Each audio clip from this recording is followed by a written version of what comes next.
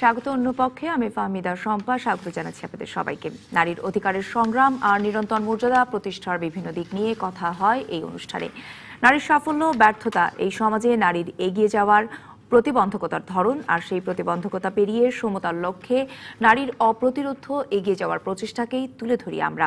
নারীবাদ আর নারীর অধিকার এই সমাজে এবং পুরো বিশ্বে কি চেহারায় আছে অন্য পক্ষ তা খুঁজে দেখে। আর আজ আমরা কথা বলবো নারী উন্নয়নে বঙ্গবন্ধুর ভূমিকা এই বিষয়টি নিয়ে। আমাদের সঙ্গে আছেন আওয়ামী লীগের সাবেক সংসদ সদস্য অ্যাডভোকেট নূরজাহান বেগম মুক্তা এবং যুব মহিলা লীগের সভাপতি ও সাবেক সংসদ সদস্য নাজমা আক্তার। আপনাদের দুজনকেই স্বাগত জানাচ্ছি আমাদের আজকের আলোচনায়। আগামীকাল তো আমাদের জাতির পিতা বঙ্গবন্ধু শেখ মুজিবুর রহমানের জন্মদিন, তো সেই বিষয়টির সঙ্গে সামঞ্জস্য রেখে আমরা আজকে আমাদের আলোচনাটি সাজিয়েছি। তিনি আসলে শুধু আমাদের স্বাধীনতার তো স্থপতি বলা হয়ে থাকে, সেই সঙ্গে নারী মুক্তির জন্য তিনি আসলে কি কি কাজ করেছেন সেই বিষয়গুলো আজকে আপনাদের দুজনের মুখ থেকে আমরা শুনতে চাইবো। শুরু করতে চাই আপনাকে দিয়ে।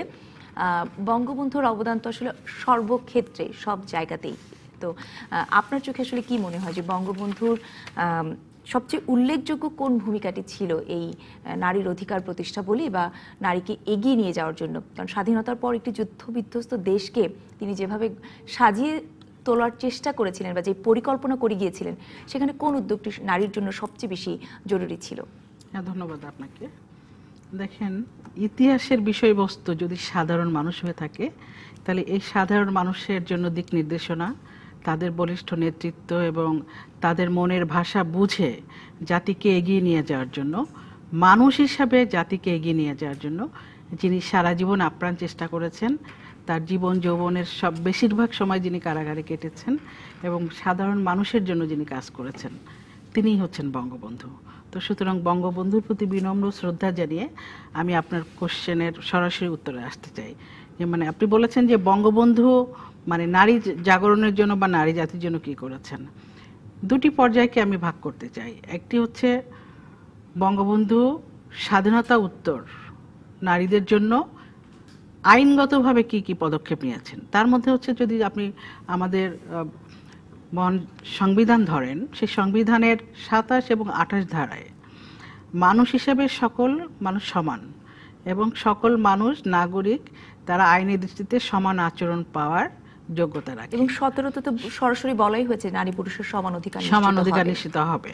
এবং আপনি তারপরে আরেকটি বিষয়, সেটি হচ্ছে দেখেন 65-র 5 ধারায় উনি কিন্তু নারীদেরকে প্রথম সরকার গঠন করার সময় কিন্তু নারীদেরকে সরাসরি 15টি আসনে যে সংরক্ষিত আসনের ব্যবস্থা করেছিলেন। প্রথম জাতীয় সংসদ থেকে কিন্তু সেটি শুরু হয়েছে। এবং আপনি ওই সময় 65-র 5 ধারাতে বঙ্গবন্ধু যে তৃণমূল পর্যায়ে যে নারীদের অংশগ্রহণ করা প্রয়োজন এবং সেখানেও নারীদের অধিকার আছে, তাদের অধিকার বাস্তবায়নের জন্য তৃণমূল পর্যায়ে তাদের অধিকারকে সংরক্ষণের কথাও কিন্তু সংবিধানে বলেছেন।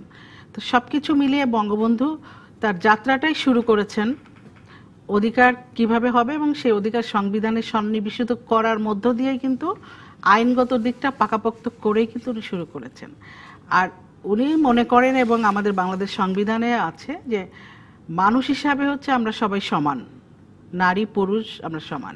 কিন্তু আপনি যদি ক্ষমতায়নের কথা বলেন, নারীর ক্ষমতায়নটা হচ্ছে একটি বুদ্ধিভিত্তিক চর্চা বা একটা বিজ্ঞানভিত্তিক তত্ত্ব, অথবা আপনি বলতে পারেন এমন একটি ব্যবস্থা যে ব্যবস্থার কারণে নারী পুরুষের মধ্যে আমাদের যে অসমতা বিরাজ করছে, সেই অসমতাকে দূর করে আমরা সমতার জায়গাটা ফিরিয়ে আনতে চাই।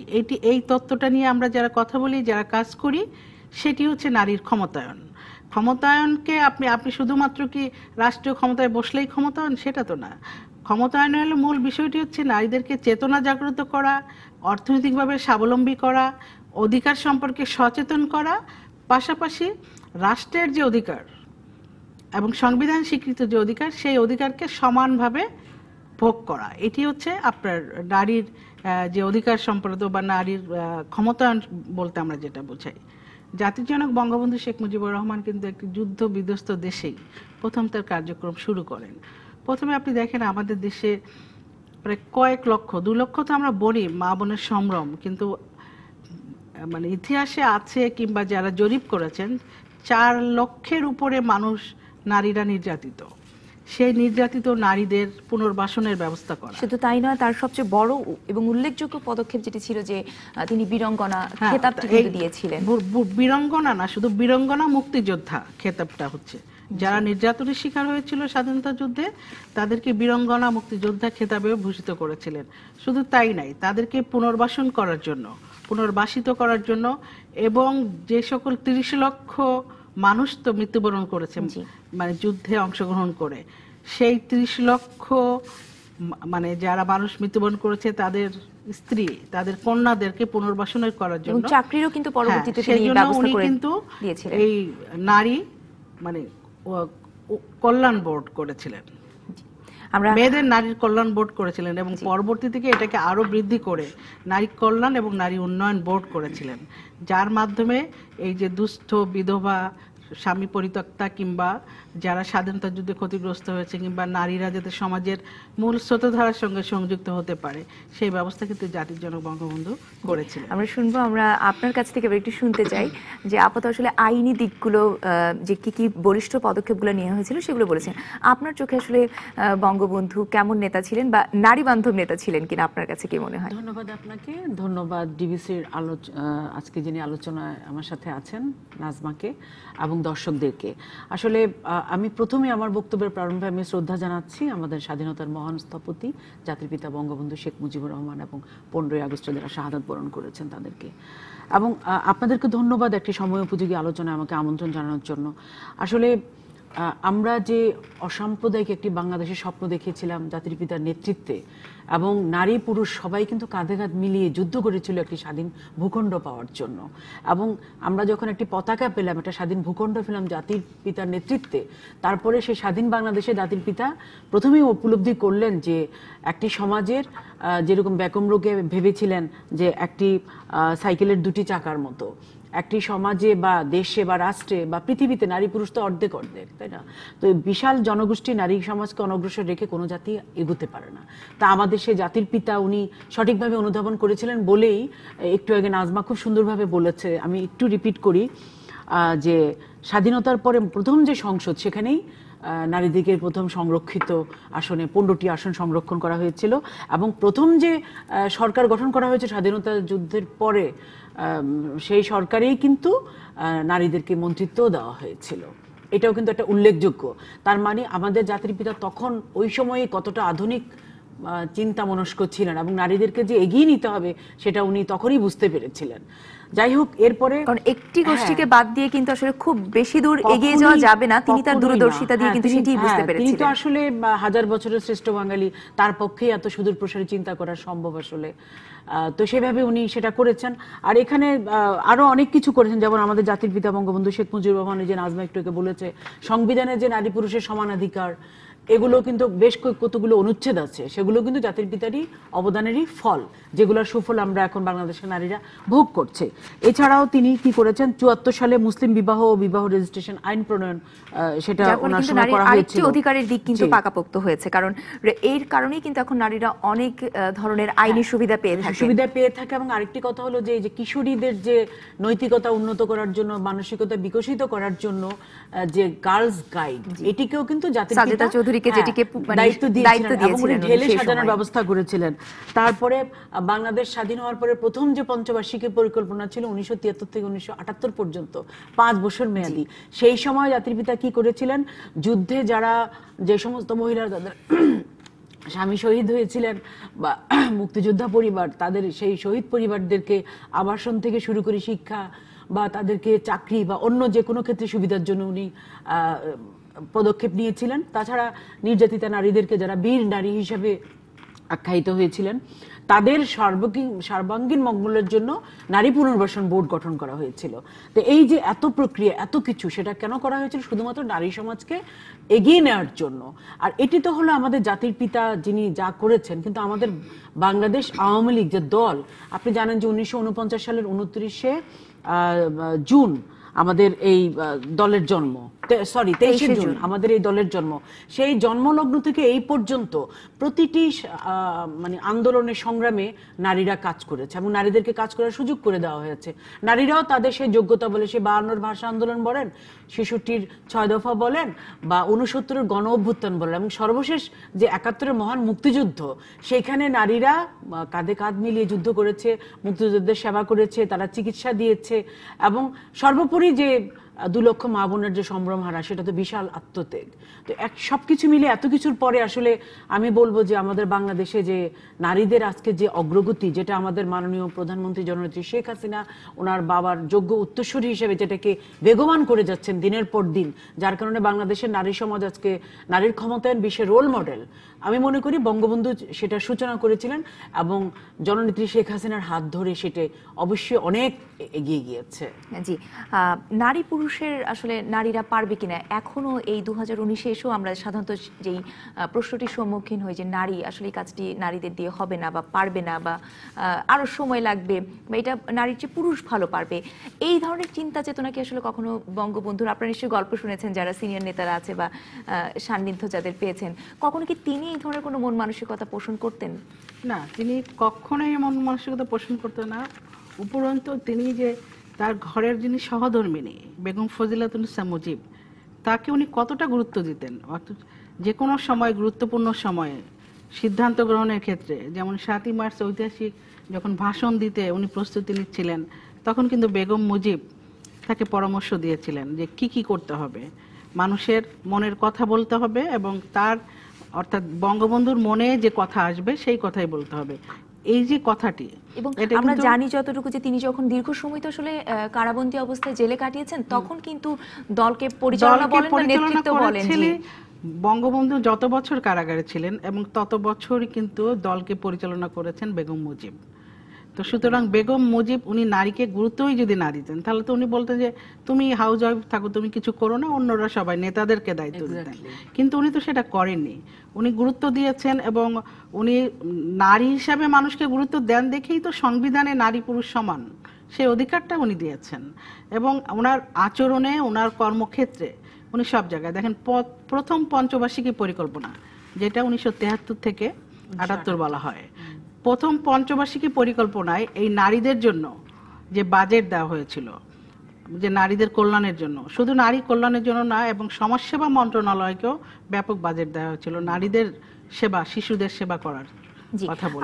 সুতরাং জাতির জনক বঙ্গবন্ধু সবসময় নারী বান্ধব, শুধু না, আমরা শুধু তো নারী বান্ধব তো একটা বিষয়, উনি মানুষ বান্ধব ছিলেন, আর বিশেষ করে নারী বান্ধব ছিলেন।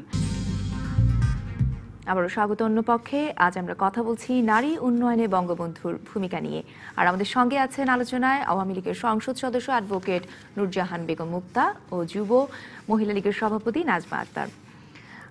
নাজমা আপা, আপনার কাছে একটু জানতে চাই, আমরা তো জানি যে বঙ্গবন্ধু আসলে এমন একজন নেতা ছিলেন যে তার সাথে আসলে কারো তুলনা এখন পর্যন্ত হবেও না, হবার কথাও নয়, কারণ তিনি এতই দূরদর্শী ছিলেন যে সেই সময়টাতে, আজ থেকে অনেক প্রায় 47-48 বছর আগের, তিনি কত দূরদর্শিতার সাথে চিন্তা করে গিয়েছিলেন নারী উন্নয়নের পথ কিভাবে হবে, সেই রাস্তাটি কিন্তু তিনি তৈরি করে দিয়েছিলেন। কিন্তু এখন যে প্রশ্নটি হচ্ছে যে এত বছর পরেও আমরা সেই পথে কতদূর হাঁটতে পেরেছি।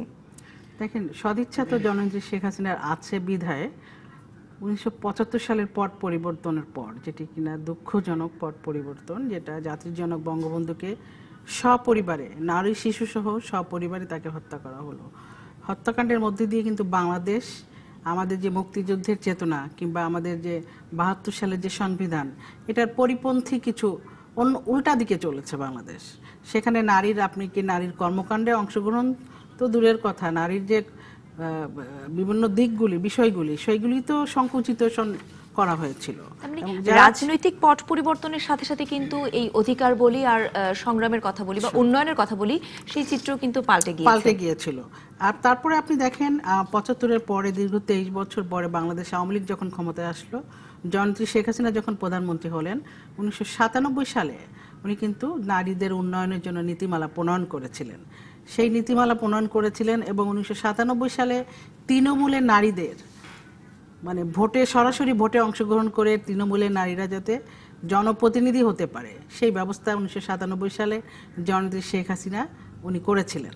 সেই সময় কিন্তু বাংলাদেশের তৃণমূল নারীদের ভিতরে যে একটা জাগরণ সৃষ্টি হয়েছিল, একটা রেনেসা সৃষ্টি হয়েছিল, সেটি কিন্তু জননেত্রী করেছিলেন। এবং নারীর উন্নয়নের যে নীতিমালা সেটি উনি প্রথম তৈরি করেছিলেন, যেটির আলোকে নীতিমালা প্রণয়ন করে সংবিধানে পাশ হওয়ার কথা ছিল। কিন্তু দক্ষিণ বিষয়ে আবারও পট পরিবর্তন। 2001 সালে বেগম খালেদা জিয়ার নেতৃত্বে বিএনপি এবং জামাত ক্ষমতায় এসে নারী উন্নয়ন নীতিমালার ভিতরে যে সম অধিকারের কথা, সম্পত্তির কথা, উত্তরাধিকারের কথা, আপনার নারীর ক্ষমতায়নের কথা, এই বিষয়গুলিকে কিন্তু প্রতিশব্দে স্থাপন করে বিষয়গুলিকে কাট করা হয়েছিল এবং ওটাকে উন্নয়নের নীতিমালাকে স্থগিত করে তাদের মন মতো করে তারা তখন সরকার চালিয়েছিল। এবং বিশেষ করে তখন যে স্বাধীনতা যুদ্ধে যারা রাজাকার আলবদর বাহিনীর নেতৃত্ব দিয়েছিলেন, সেই যুদ্ধাপরাধীদের তারা 2টি মন্ত্রণালয়ের দায়িত্ব ছিল এবং সমাজসেবা মন্ত্রণালয়ের দায়িত্ব ছিল একজন যুদ্ধ অপরাধী, যার কিনা ইতিমধ্যে ফাঁসিতে তার মৃত্যুদণ্ড কার্যকর করা হয়েছে। এই হচ্ছে বাস্তবতা। পরবর্তীতে দেখেন, এখন পর্যন্ত আমি জানি না আপনার সময় কত আছে, এখন পর্যন্ত বাংলাদেশে নারী উন্নয়নের যতগুলি অ্যাক্টিভিটিস আপনি দেখছেন, সারা বিশ্বের জননেত্রী শেখ হাসিনা সমাদৃত এমডিজি পুরস্কার অর্জন করেছেন জাতিসংঘের, সেটি নারীদের মানে এবং শিশুদের উন্নয়নের জন্য। উনি পিস ট্রি উপাধি পেয়েছেন নারী শিশুদের জন্য কাজ করার জন্য। উনি প্ল্যানেট 50-50 অ্যাওয়ার্ড পেয়েছেন। উনি তিনিও কিন্তু তার বাবার যোগ্য উত্তরসূরি হিসেবে চালিয়ে যাচ্ছেন প্রচেষ্টা। আমরা একটু নারী হিসেবে নারী life time achievement award for women উনি পেয়েছেন। মুক্তা আপার কাছে একটু জানতে চাই যে আপা, আপনার কাছে কি মনে হয়, যে একই প্রশ্ন আপনার কাছেও রাখতে চাই, যে বঙ্গবন্ধু একটি স্বপ্ন দেখেছিলেন, তিনি একটি পরিকল্পনা আমাদেরকে দিয়ে গিয়েছিলেন, কিন্তু আমরা সেই পরিকল্পনা বলেছিলেন, আপা নাজমা এর মধ্যে বলেছেন যে রাজনৈতিক পট পরিবর্তনের কারণে কিন্তু অনেক কিছু পাল্টে গিয়েছিল। আপনার কাছে তারপরও সার্বিকভাবে কি মনে হয়, কতটুকু আমরা এগোতে পেরেছি সেই স্বপ্নকে ধরে? হ্যাঁ, ধন্যবাদ। যেটাকে বলবো যে সূচনাটা শুরু হয়েছিল জাতির পিতার হাত ধরেই নারীর ক্ষমতায়নের, সেটা বলেছি আমরা। তারপরে তো জানান 75-এর 15ই আগস্টের যে পট পরিবর্তন এবং নৃশংস ঘটনা। এখানে একটি ছোট্ট প্রশ্ন রাখতে চাই, কারণ স্বৈরশাসক এবং সামরিক শাসকদের পতনের পর কিন্তু আমরা আরেকজন নারী প্রধানমন্ত্রী পেয়েছিলাম। তারপরও তাহলে তো ধরে নিচ্ছি যেহেতু নারী প্রধানমন্ত্রী, আমাদের নারীদের অনেক উন্নয়নের কথা ছিল। হ্যাঁ, আমি সেটাই বলছি। তারপরে তো দীর্ঘ ইতিহাস আপনি জানেন। 1981 সালে আমাদের মাননীয় প্রধানমন্ত্রী অনেক বাধা বিপত্তির মুখেও দেশে ফিরে আসলেন। আসার পরে গণতন্ত্রকে পুনরুদ্ধারের কাজে উনি হাত দিলেন।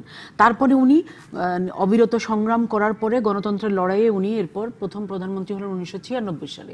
এই 96 সালে উনি যখন রাষ্ট্রীয় ক্ষমতা পেলেন, তারপর থেকেই কিন্তু ওনার আরো বেশি দ্বিগুণ হারে নারীর জন্য পথ চলা উনি শুরু করলেন। এবং সেটা করার পর থেকে আজকে পর্যন্ত যেটা আমরা জানি যে দক্ষিণ এশিয়াতে বাংলাদেশ নারীর ক্ষমতায়নে শীর্ষে অবস্থান করছে। সারা পৃথিবীতে বাংলাদেশ নারীর ক্ষমতায়নের রোল মডেল। আপনি দেখেন ষষ্ঠ অবস্থান এবং রোল মডেল। আপনি দেখেন আমেরিকার মতো একটা দেশে সরকার প্রধান বা রাষ্ট্রপ্রধান নারীকে এখন পর্যন্ত মেনে নেয়নি, কিন্তু আমাদের মাননীয় প্রধানমন্ত্রী জননেত্রী শেখ হাসিনা নিজের যোগ্যতা বলে সেটি অর্জন করেছেন। এটি কিন্তু তিনি বঙ্গবন্ধু কন্যা প্লাস তার যে কোয়ালিটি এবং নেতৃত্বের গুণের ফলেই কিন্তু সম্ভব হয়েছে। এমনি আসেনি। আমি শেষ করছি। এখন আপনি একটা খুব সুন্দর প্রশ্ন করেছেন যে এরপরে তো নারী প্রধানমন্ত্রী ছিলেন, হ্যাঁ, এর আগেও ছিলেন। হ্যাঁ, তো সেই নারী প্রধানমন্ত্রীরা কি করেছেন? দুঃখজনক হলেও সত্য, আমাকে বলতে হবে। আমাদের সরকার মাননীয় প্রধানমন্ত্রী শেখ হাসিনার নেতৃত্বে যে নারী উন্নয়ন নীতিমালা হয়েছিল, সেটার বিরুদ্ধে হরতাল করেছে কারা?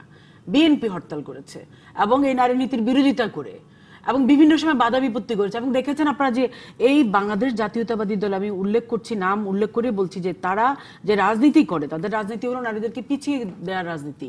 বিএনপি নারীদের উন্নয়নের জন্য এই পর্যন্ত কিছুই করতে পারেনি, যেটা সোজা বাংলা আমি বলবো। তারা একটা উদাহরণ দেখাক, বরং তারা যারা নারীদেরকে পিছিয়ে রাখতেছে সেই ধর্মভিত্তিক রাজনৈতিক দলগুলোকে তাদের লেজুর হিসেবে রেখেছে, তাদের জোটের সঙ্গী হিসেবে রেখেছে দিনের পর দিন, বছরের পর বছর, যুগের পর যুগ, এবং নারীকে কিভাবে পিছনে টেনে নিয়ে যায় সেটাই তারা করেছে। অথচ দুঃখজনক উনি কিন্তু দলের একজন প্রধানমন্ত্রী ছিলেন এবং দলের চেয়ারপারসন, কিন্তু উনি কিন্তু নারীদের জন্য কিছুই করেনি। আজকে নারীরা যে এই যে প্রধানমন্ত্রী, স্পিকার, বিরোধী দলের নেত্রী হয়েছিলেন, উপনেতা হয়েছেন এবং সুপ্রিম কোর্টের সর্বোচ্চ আদালতে যে বিচারক থেকে শুরু করে সেনাবাহিনীতে যে নারীর যে এই যে এত অবদান, সেটা কিন্তু আমাদের জননেত্রী শেখ হাসিনার চেষ্টার ফসল। আমরা শুনবো, তবে একটু বিরতি আমাদের নিতে হচ্ছে এই সময়।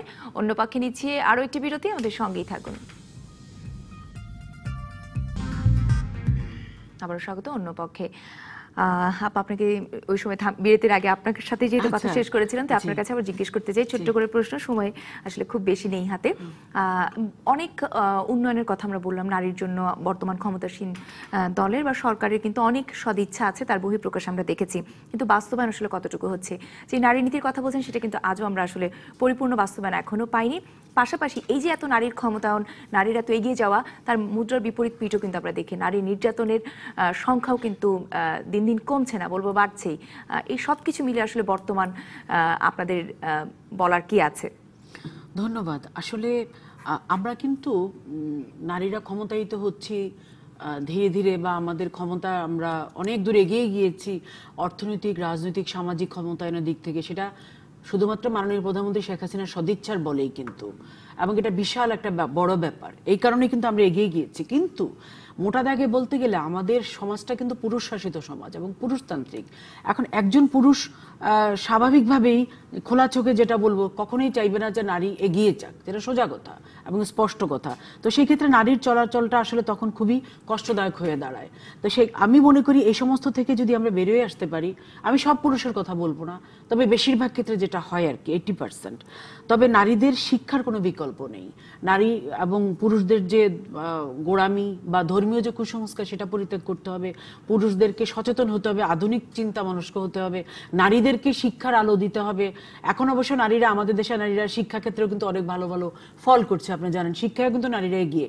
কিন্তু আমি কিন্তু সবকিছু মিলিয়ে কিন্তু আমি পজিটিভলি দেখছি ব্যাপারটা, এবং আমরা মনে হয় না যে খুব বেশি সময় বাকি আছে যে আমরা অবশ্যই আমরা একটা আরো অনেক ভালো অবস্থানে চলে যাব। আজকে দেখেন আপনি আমাদের জাতীয় সংসদে 300 আসন, 300 আসনে আমরা যদি দেখি সেই 1973 সাল থেকে এই পর্যন্ত সংরক্ষিত আসন সংখ্যা বেড়েছে, কিন্তু আসলে 300 আসনের হিসেবে কিন্তু 300 আসনে বাড়েনি, নারী বেড়েছে। যেমন ধরেন আপনার প্রথমে ছিল 3 জন, 4 জন, 5 জন, 7 জন, 7 জন থেকে কিন্তু এক ধাপে 21 জন হয়েছে, তারপরে 22 জন হয়েছে। সেটা কিন্তু বেড়েছে। নিশ্চয়ই আমরা প্রত্যাশা রাখবো যে অবশ্যই দেশ ব্যাপারটা হোক। আমার কথা হলো, আমি যেটা বলি যে যেহেতু নারী পুরুষ, আপনি দেখেন ভোট দিতে গেলে যে ভোটের লাইনের মধ্যে 60% থাকে নারীরা, মোট ভোট কাস্টিং এর 60% হলো নারী। তো সব দিকে কিন্তু নারী এগিয়ে, এবং নারীরা অর্থনৈতিক জনপ্রতিনিধি হিসেবেও নারীরা আরো সংখ্যা বাড়বে। হ্যাঁ, আমার যেটা মতামত সেটা হলো যে নির্বাচন কমিশন যে আরপিওর যে অধ্যাদেশে 33% 2020 সালের মধ্যে, আমি মনে করি যে না, এটা 50% করা উচিত। নারী পুরুষ প্রায় সমান সমান। সেক্ষেত্রে যদি জাতীয় সংসদে 300 আসনের মধ্যে 150 হোক, হয়তো এইবারই আমি বলবো না যে একেবারেই 150 হোক, আস্তে আস্তে সেটা বাড়তে হবে, বাড়ুক।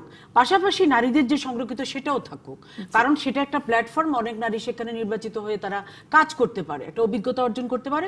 আর এমনিতে সরাসরি মনোনয়ন সংখ্যা বাড়ুক, একসময় এটা নারীদের জনপ্রতিনিধি হিসেবে নারীদের উপর আস্থা বাড়ুক, নিশ্চয়ই সেই প্রত্যাশাই থাকবে। এবং বাংলাদেশের মানুষ কিন্তু নারীদেরকে জনপ্রতিনিধি হিসেবে দেখতে বেশিরভাগই আগ্রহী, কারণ নারীরা কিন্তু তাদের যে কর্মক্ষেত্র, তা সে রাজনৈতিক হোক বা কোনো সামাজিক বা কোনো অফিসিয়াল জবই হোক না কেন, তারা অপেক্ষাকৃত পুরুষদের থেকে বেশি সৎ, কর্মনিষ্ঠ, পরিশ্রমী, এবং অবশ্যই তারা নৈতিকতা বোধ সম্পন্ন। আপনি একটি চমৎকার কথা বলেছেন যে মানসিকতার পরিবর্তন। আপনার কাছে সেই মানসিকতার বিষয়ে জানতে চাইবো যে বঙ্গবন্ধু শেখ মুজিবুর রহমান সেই সময় যেই মানসিকতা ধারণ করতেন, এবং তিনি আসলে নারী পুরুষের সমান অধিকারে আসলে বিশ্বাস করতেন বলে যুগান্তকারী বেশ কিছু কিন্তু পদক্ষেপ তিনি সেই সময়ই নিয়েছিলেন। কিন্তু এই 2019 এসেও আসলে আমি অবশ্যই আপনার সাথে একমত হব যে সব পুরুষই খারাপ সেটা বলবো না, কিন্তু অধিকাংশরই কিন্তু এখনো মানসিকতা সেই পেছনের দিকেই রয়ে গিয়েছে। তো এই সময়টা আসলে অনেক বেশি বঙ্গবন্ধু প্রাসঙ্গিক কিনা? না, অবশ্যই প্রাসঙ্গিক। আমি আপনাকে একটা উদাহরণ দেই, সেটি হচ্ছে দেখেন, আমি দীর্ঘ এই যে বিগত 7 বছরে নারী উন্নয়নের জন্য যে বাজেট, সে বাজেট কিন্তু 5 গুণেরও বেশি বেড়েছে, বরাদ্দটা বৃদ্ধি পেয়েছে। আপনার 2018-19 অর্থ বছরে 1,37,742 কোটি টাকা, মানে এইভাবে বৃদ্ধি পাচ্ছে ডে বাই ডে, এবং সেটির 5 গুণেরও বেশি। এবং নারীর জন্য কিন্তু আলাদা মোট বরাদ্দ থাকে। মোট বরাদ্দের হচ্ছে 29.65%, আর এবং জিডিপির 5.43%। তো সুতরাং এই দেখেন বরাদ্দ দেখে দিয়েই তো বোঝা যায় এটা হচ্ছে নারী বরাদ্দের ক্ষেত্রে। আপনি দেখেন আর অন্যান্য যে মন্ত্রণালয়ে সেটাও কিন্তু জেন্ডার বাজেট আছে, যেখানে নারীদের শিশুদের জন্য 40টা কাজ করার জন্য মন্ত্রণালয়, হ্যাঁ। 40টা মন্ত্রণালয়ে সংবেদনশীল, হ্যাঁ। জেন্ডার সংবেদনশীল বাজেট বাজেট। আছে, যেখানে যেটা নারী এবং শিশুদের জন্য কাজ করা হয়। তাহলে যদি নারী বান্ধব সরকার না হবেন, যদি নারী বান্ধব প্রধানমন্ত্রী না হবেন, তাহলে এই যে যে বিষয়গুলি আপনার বাজেটে অ্যালোকেশন না থাকলে তো আপনি কাজ করতে পারবেন না। হ্যাঁ, এখন যে আমাদের নূরজাহান বেগম কিন্তু মুক্তা যে কথাটা বাস্তবায়নের জন্য বলেছেন, মানসিকতা যারা আসলে একটা নির্বাচন বাস্তবায়ন ঠিক ইসের কথা করবেন। বলেছেন যে আমাদের বাংলাদেশ আওয়ামী লীগ হচ্ছে একটি সংগঠন যারা নারীদেরকে এখনো মানে পুরোপুরি এখনো আমরা মূল্যায়িত যদিও না হই 33% 2020 সালের মধ্যে, সেটা আমার হয়নি এখনো, তারপরও সবচেয়ে বেশি হয়েছে আওয়ামী লীগে। কারণ আওয়ামী লীগে এখন নারীদের প্রায় 19%। সংগঠনে অংশগ্রহণের সংখ্যা হচ্ছে আপনার 20.27%, আর বিএনপি সেখানে 12.80%। তার মানে কি আমাদের অনেক আমাদের কম আসলে বেশি। আমাদের আসলে শেষ করতে হবে। বঙ্গবন্ধুর আদর্শে আসলে নারীর এই উন্নয়ন অগ্রযাত্রা এগিয়ে যাবে সেই প্রত্যাশা রেখে আমরা আজকের অনুষ্ঠান শেষ করছি। আপনাদের দুজনকে অনেক অনেক ধন্যবাদ।